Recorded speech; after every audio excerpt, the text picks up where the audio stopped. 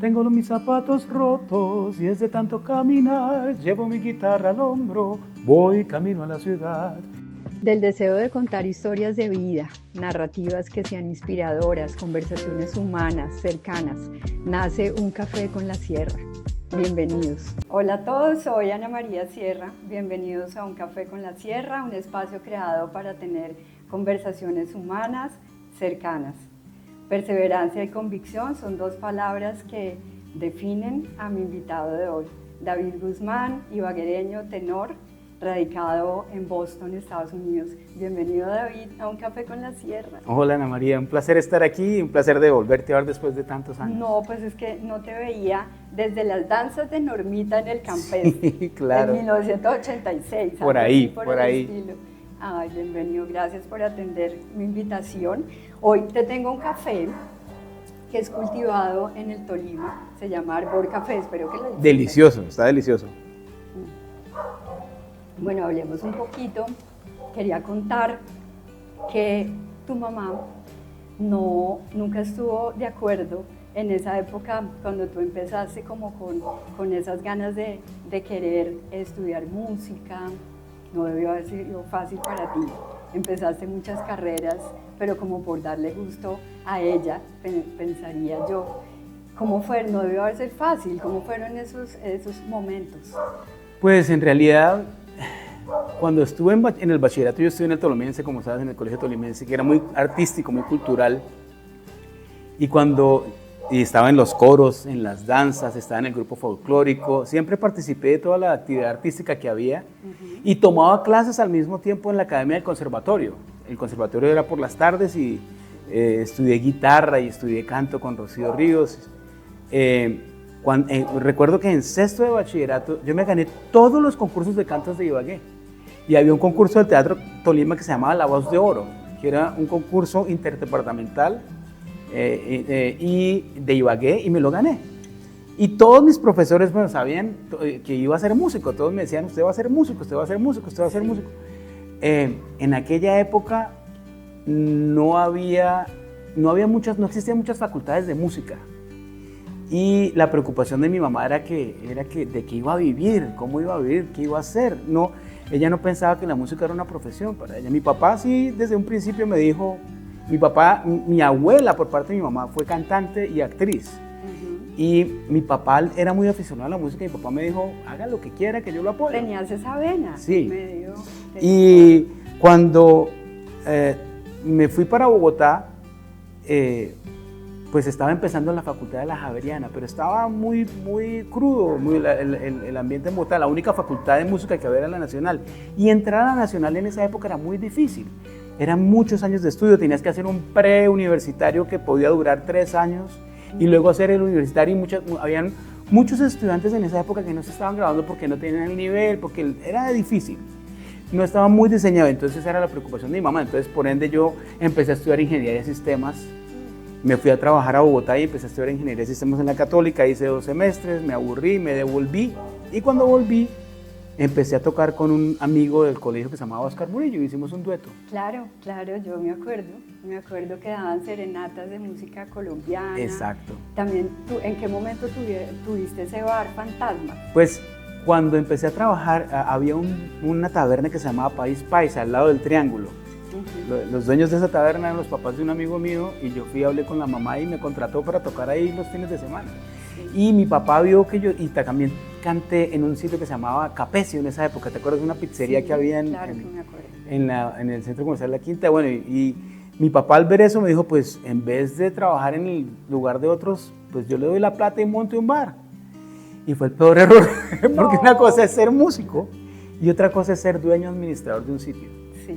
Cuando tienes 19 años no tienes nada de experiencia en negocios de bar, la gente se romantiza, tiene una idea romántica de que es tener un bar o un restaurante y es otro mundo. Una cosa es ser músico y tocar y otra cosa es administrar un negocio. Claro. Y lo tuve como por un año y ahí ya decidí irme a Bogotá a estudiar música en serio. Ok, ¿y por qué esta categoría de tenor? Bueno, ¿en qué momento? La culpa la tiene una gran maestra de canto de aquí de Ibagué, del Conservatorio de Tolima, que se llama Rocío Ríos. Ella fue mi mentora, ella me oyó cantar en esa época en que empecé a tomar, ya había terminado bachillerato, me devolví y empecé a tomar clases con ella por las tardes en el conservatorio. Y ella me mostró el repertorio clásico, de la música clásica, y yo me enamoré de eso y empezó a enseñarme técnica para cantar como tenor lírico.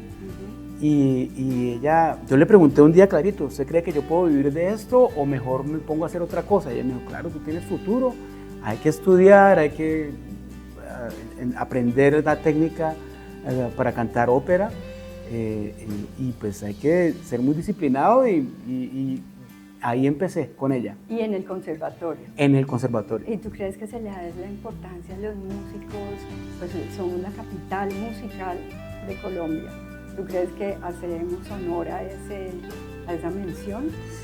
Pues no, creo que le hace falta mucho apoyo y que le den la importancia que se merece. Es increíble que aquí hay una orquesta sinfónica. Es una de las pocas ciudades que tiene una orquesta sinfónica y una orquesta sinfónica tan vieja, porque es que lleva años funcionando como orquesta sinfónica.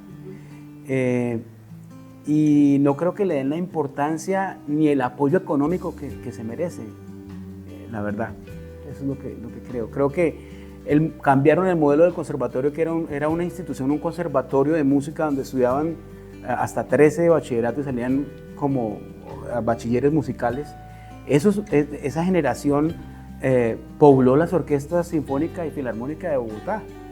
Y Ibagué producía músicos de alta calidad, de mucha calidad y de mucho profesionalismo. A la muestra un botón.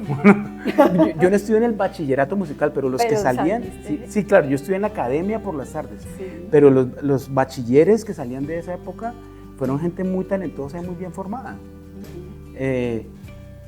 Pero después de ahí no tienen un apoyo, ¿no? Sí, claro. Aquí se podrían hacer muchas cosas con la orquesta. Veo que hacen cosas, pero yo creo que les falta apoyo. Y Ibagué se podría vender turísticamente como un centro cultural, ¿no? Pues tú sabes, New York vive de eso. New York vive de gente que va a ver Broadway, ópera, ballet. En un fin de semana en Lincoln Center, miles de turistas van a ver conciertos. Pudiéramos tener eso, algo así. Eso acá, claro. Un poquito más de promoción. Exacto, y de vender mejor la ciudad por el arte. Bueno, volviendo a tus estudios, fuiste a Texas. Sí, a través, bueno, Germán Gutiérrez es un director de orquesta también del conservatorio que viajó a Estados Unidos y hizo su carrera allá y hizo un doctorado y terminó enseñando en Texas Christian University. Yo lo conocí cuando estaba en la mitad de mis estudios en la Universidad Pedagógica Nacional. Hubo una tertulia en la casa de los Melendro, que es la casa de la familia de su esposa. Sí. Y en esa tertulia él me oyó cantar y tocar y me dijo, bueno, ¿y qué quiere hacer? Y hablando, le conté que yo quería estudiar en el exterior. Y esa noche me dijo, termina la universidad, presente el TOEFL y me contacta. Y yo lo ayudo a aplicar a la universidad donde estoy para que estudie canto allá. En el 2000, cuando ya iba terminando la universidad, me gradué como en mayo del 2000, lo volví a contactar y ese verano él vino, en ese junio y julio él estuvo aquí para fiestas y yo fui, lo encontré, hablamos, le mostré mi trabajo de grado, que era una monografía para coros inclusivos, arreglos para coros inclusivos en el aula de clase. Y él me dijo, bueno, en la próxima semana, él trajo en ese verano al director de la ópera de la universidad que se llama Richard Estes, es un tenor americano, y ese tenor venía a cantar con la orquesta, iban a hacer un concierto en el conservatorio, en la sala Alberto Castilla, dirigía a Germán Gutiérrez y cantaba el tenor, Richard Estes, y luego dio una semana de clase para cantantes de Ibagué. Y yo me vine de Bogotá esa semana a estudiar con él, a tomar clases. Y al final de la semana, él me preguntó, me dijo, bueno, estamos trabajando en una área una ópera de Mozart que se llama Così fan tutte y el área se llama Una obra amorosa. Y canté el área para él y me dio algunas indicaciones y cuando paró me dijo, usted me ha entendido en 20 minutos lo que me tomó a mí meses aprender.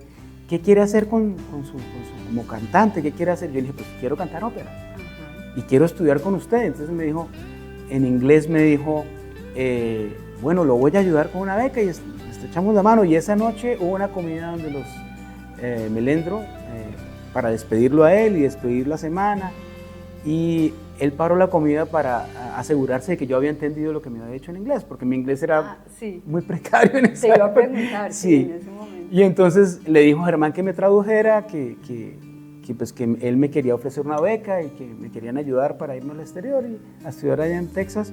Y estrechamos la mano y a los meses me llegaron los papeles de la beca y me demoré como 2 años para poder pasar el TOEFL test, porque no podía pasarlo, lo tomaba y lo perdía, lo tomaba, lo perdía, hasta que me salí de los trabajos y me dediqué 8 horas diarias a estudiar inglés hasta que lo pasé.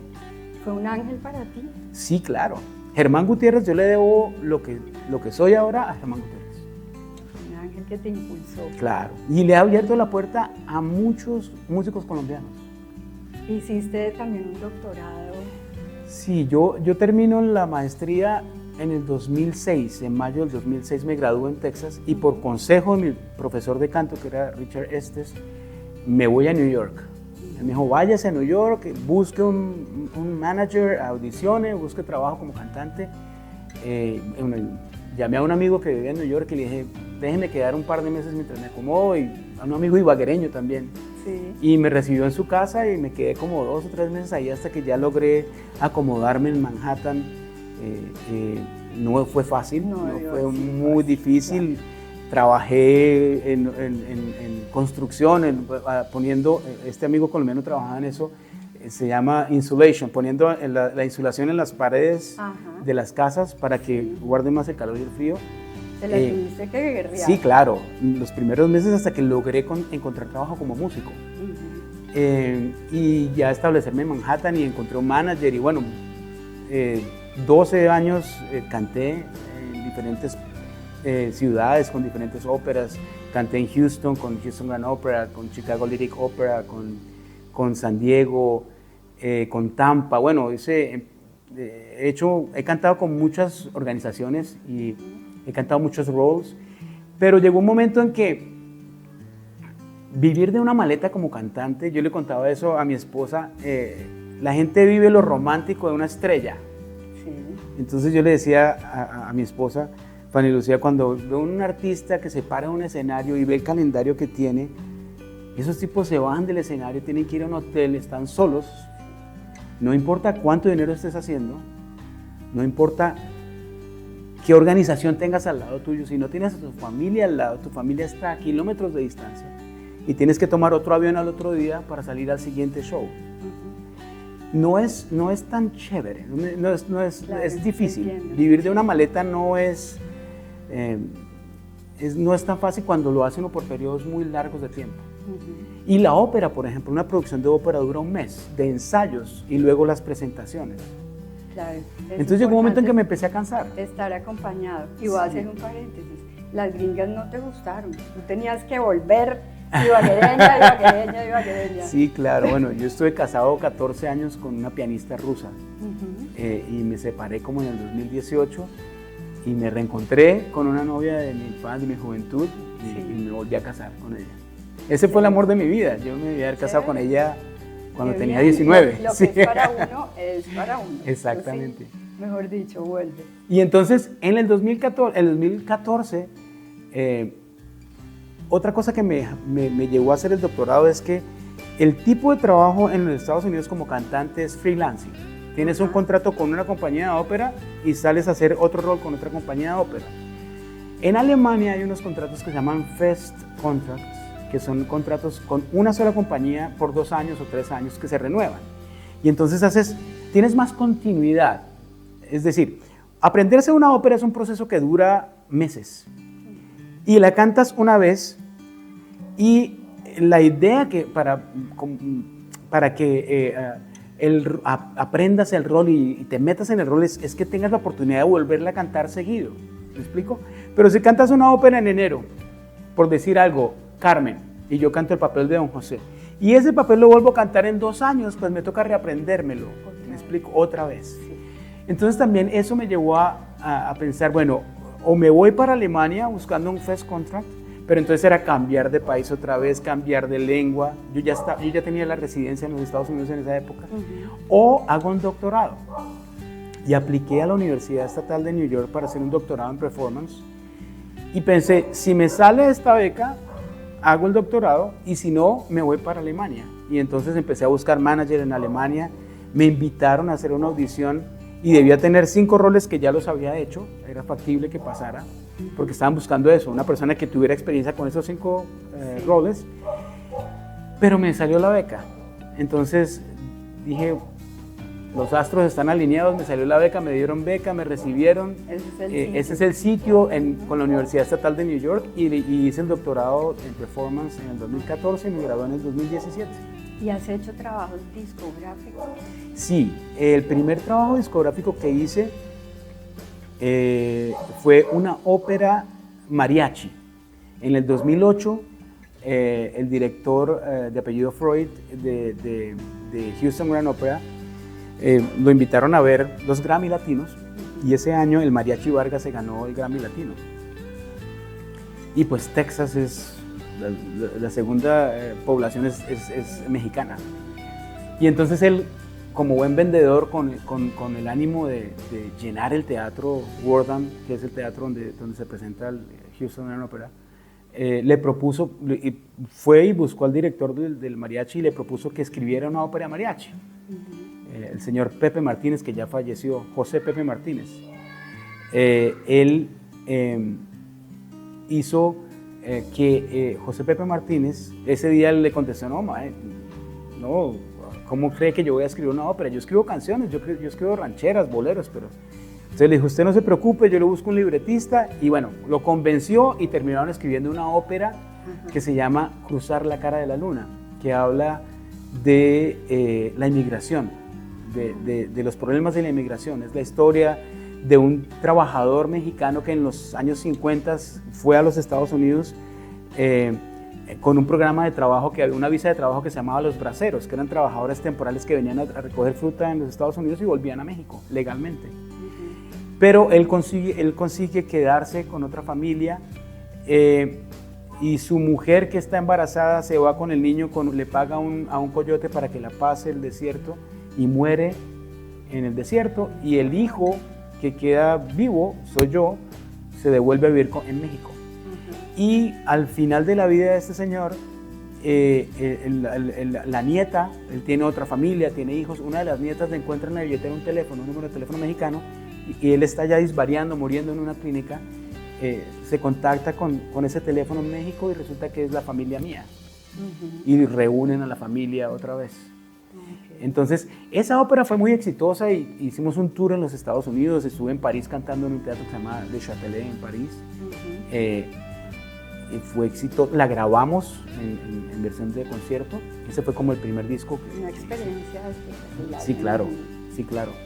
Y luego hice un disco de canción latinoamericana, artística latinoamericana para piano y voz, que lo lancé en el 2017. Y acabo de hacer una grabación de discos de tangos. ¿Y por qué tangos? Ahora vamos a hablar más adelante de ese disco y el concierto que tienes aquí en Newgate. Sí.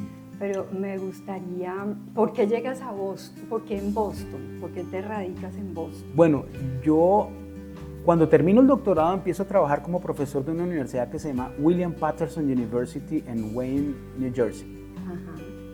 Y con la cosa de la separación en el 2018, decidí moverme de New York, y vine a Ibagué y a Barranquilla, pues a ver a mi familia, y me reencuentro con la novia de mi juventud, que estaba como en una situación igual, y bueno, empezamos a salir y a hablar y a buscar cómo estar juntos. Yo vivo en Estados Unidos, ella vive aquí, ella trabaja para un banco, en fin, era un imposible. Pero ¿cómo? Se alinean, claro, los planetas.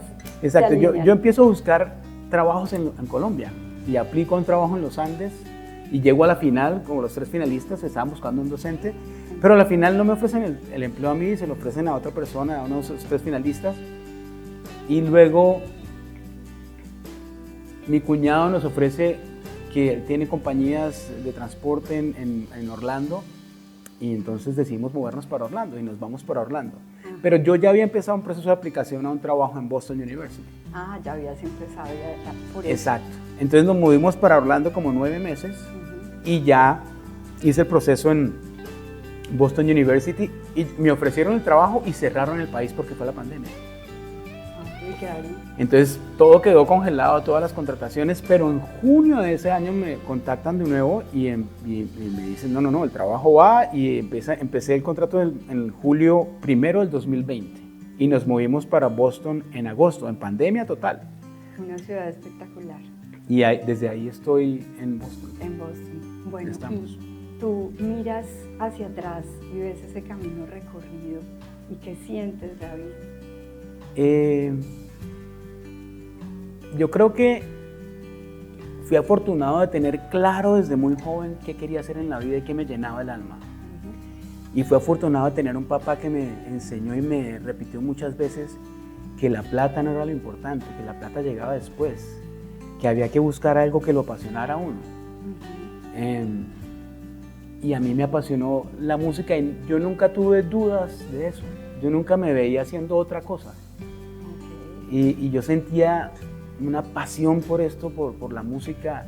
Yo recuerdo que cuando estaba en Bogotá estudiando ingeniería de sistemas, exámenes, por ejemplo, de álgebra lineal, recuerdo. Y yo me ponía a hacer ejercicios de álgebra lineal y me quedaba dormido. Pero yo estaba, por ejemplo, en la tuna de la universidad, me gané el concurso de canto de la universidad, además ese semestre, y estaba en la tuna de la universidad. Y recuerdo que tenía que practicar la guitarra y aprenderme una canción, y yo podía pasar la noche entera en esa labor. Eso sí, pero no haciendo otra cosa. Álgebra, por ejemplo. No, exacto. Y la sensación que me produce estar en un escenario es indescriptible. Es una cosa que lo que yo siento cuando veo que muevo la gente con música, con mi voz, es una cosa que yo no puedo explicar. Yo creo que es un poder sanador.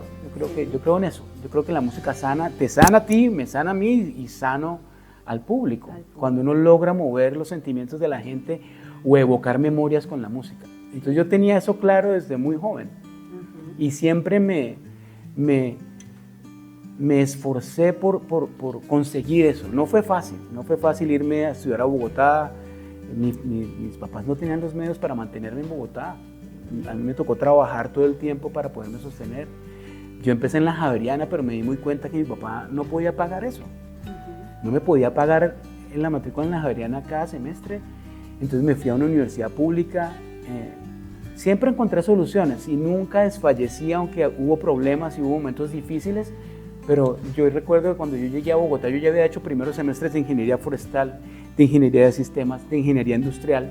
Y cuando me dieron el carnet de música, yo dije, voy a tener, uno podía graduarse en 9 semestres. Y voy a tener 9 carnets de estos. No voy a tener uno menos ni uno más. Sí. Y así fue. Yo creo que fue más como la pasión y la decisión de hacerlo. Tú eres ese ejemplo de vida que habla de que los sueños se pueden llegar a hacer realidad. Eso sí, tenlo por seguro. ¿Y qué le dirías a esas personas que en este momento están teniendo obstáculos para llegar a cumplir ese propósito que tienen, sea en la competencia que sea? Que no desfallezcan, que en Estados Unidos yo aprendí y vi muchos ejemplos de eso que yo estaba haciendo, y es que tú ves gente trabajando en infinidad de cosas que tienen proyectos culturales o empresariales al lado de lo que están haciendo, ¿me explico? Pueden estar manejando Uber, sí. Pueden estar trabajando en construcción, pero tienen una compañía chiquitica que están tratando de sacar adelante. Que eso es lo que les apasiona. Exacto. Y entonces tienen esa idea, ¿sí? Y todo lo que están haciendo es para soportar esa idea y apostándole a que eso va a dar resultados. Sí. Y esa es la gente que tiene compañías exitosas y que tienen propósitos de vida. Perseveran. Sí, yo creo que es eso. No es, yo sobre todo lo veo en la juventud y es, yo quiero tener el carro, yo quiero tener la casa. Y mucha gente que llega a Estados Unidos y que llega a adquirir objetos y hacer lo que sea para pagar eso. Y yo creo que... Se la pasa en la vida. Exacto. El sueño americano es desarrollar algo que te apasione, una idea empresarial o cultural o artística o profesional, pero no al revés. Eso te va a dar luego para alcanzar el objetivo de lograr cosas materiales, pero si no tienes una idea detrás, no va a pasar. Tú eres docente en la Universidad de Boston. Sí. ¿Tú le transmites eso que me estás hablando en este momento de experiencia de vida a tus estudiantes también? Claro que sí, porque es que, tengo muchachos americanos que se han criado en la cultura americana y que tienen de algún modo la vida organizada, porque claro, obviamente para estudiar, si no tienen una beca, se meten en unas deudas increíbles para poder estudiar. Pero no tienen el problema de que les falta para el almuerzo, o que no tienen dónde dormir. Yo viví eso. Yo sentí que si no ahorro el fin de semana y si no trabajo el fin de semana dando serenatas, no tengo con qué almorzar en la semana. Y si no tengo plata para el bus, pues me toca caminar. Entonces, yo creo que en la generación de hoy en día, y aquí también debe estar pasando lo mismo, pero lo veo allá porque trabajo con jóvenes, es que tienen una poca resistencia a la frustración y a los problemas. Es la juventud en general. Exacto. Sí. Entonces yo les decía un poco más o menos a ellos, en Bogotá uno sale de la casa y se echa la bendición porque no sabe si va a volver por la tarde, porque no sabe si lo van a robar, porque no sabe que... Yo viví en la época de Pablo Escobar que ponían bombas. Yo me acuerdo de ir en una buseta que iba para la 63 y la desviaron y de que acaban de poner una bomba en la 63. Sí, pero ellos no tienen esa idea. Sí, entonces es como yo les transmito también que vivir de la música no es fácil. No es una carrera que estudias 5 años y vas a salir a buscar un horario de oficina. No, te la tienes que ganar. Y hoy por hoy el mercado y el negocio cambió. En la época de que estábamos jóvenes, vender discos era el negocio. Ahora ese no es el negocio. No, hay plataformas. No, exacto. Ahora el negocio es hacer conciertos.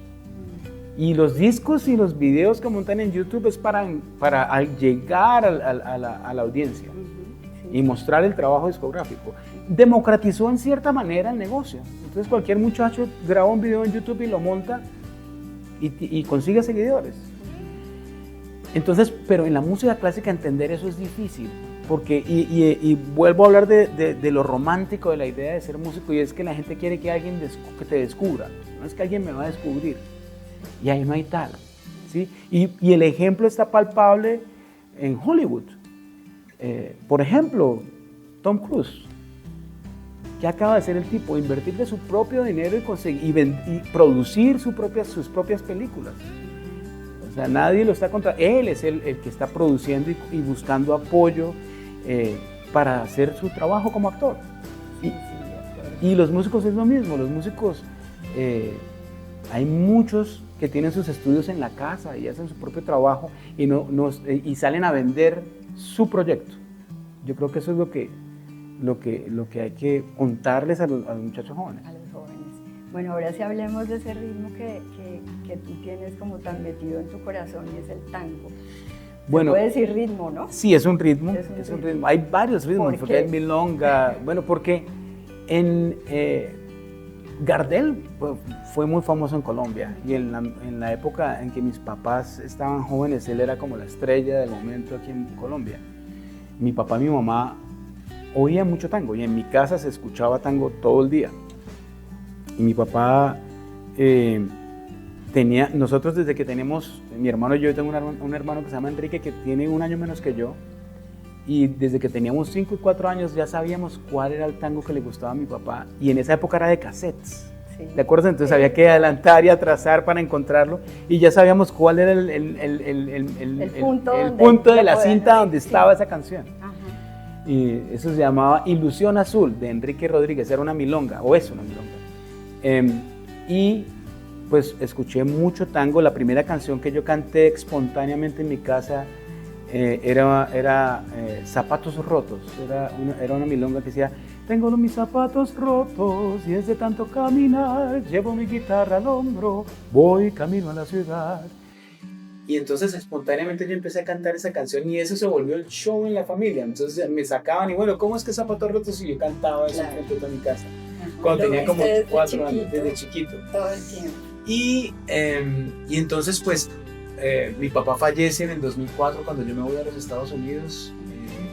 Yo alcancé a estar acá para acompañar a mi mamá y a mis hermanos. Y desde ese momento siempre quise como componer una canción en su memoria, como hacerle un homenaje. Ajá.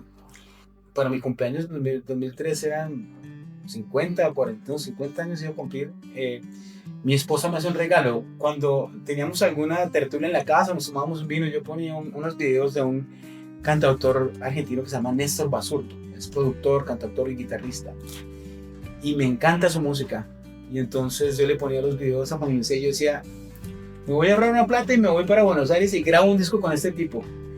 Y pues mi regalo fue que ella lo contactó, lo contrató y organizó todo para que fuéramos en agosto del 2023 a Buenos Aires a meterme al estudio y grabar una canción con él. Y esa es la que vienes a contar. Esa está en el álbum de la canción que grabé, el álbum de Tangos. Y luego, pues hubo buena energía con Néstor y la música fantástica y los arreglos divinos. Entonces hice un disco completo y lo lancé en el 2024, en diciembre del 2024. Y en noviembre del 2024, el disco lo grabé en 2023 y lo lancé en 2023. Y en noviembre del año pasado, 2024, invité a un quinteto de tango que se llama Quinteto de Giovanni Parra. Él es un bandoneonista de músicos colombianos que estudiaron en Buenos Aires, en la Academia de Tango de Buenos Aires, en la Universidad de Buenos Aires. Y los invité a Boston University, que es parte del trabajo que estoy haciendo allá y es mostrando la música latinoamericana. Ya he invitado a varios grupos. El mes de la hispanidad en los Estados Unidos se celebra del 15 de septiembre al 15 de octubre. Entonces abrí un espacio allí para invitar a músicos latinoamericanos a hacer conciertos y hacer una semana de talleres para mostrar la música latinoamericana. Y entonces invité a este quinteto a hacer un concierto conmigo y nos fue muy bien, a la gente le encantó. Incluimos estudiantes de la facultad, un cuarteto de cuerdas con arreglos del bandoneonista. Y entonces allí nació la idea de hacer conciertos aquí en Colombia también. Entonces planeamos estos 2 conciertos aquí en Ibagué el viernes 8 de agosto a las 7 de la noche en el Teatro Tolima. Una cuña. Exacto. Eso. Y vamos a hacer un homenaje a Carlos Gardel porque se están cumpliendo, no recuerdo exactamente cuántos años de su muerte. Entonces vamos a celebrar el repertorio de Carlos Gardel.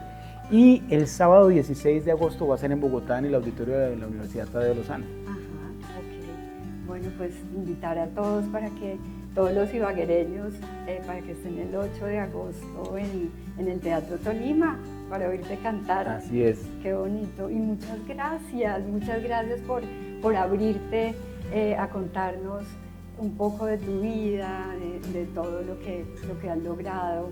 Te felicito, eres ejemplo de vida, como te dije.